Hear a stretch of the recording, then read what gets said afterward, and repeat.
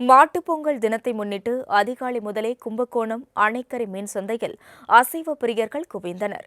இதுகுறித்த கூடுதல் தகவல்களை எமது செய்தியாளர் செந்தில்குமார் வழங்க கேட்கலாம்.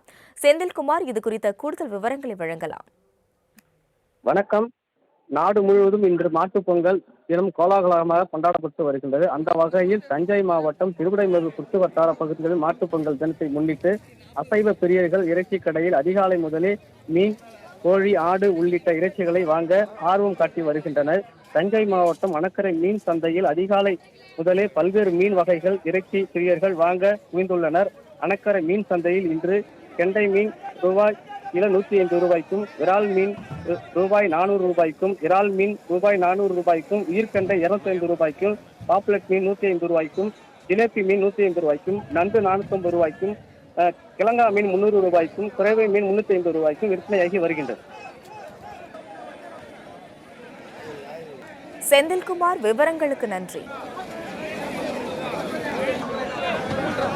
இது யாரு கடனை?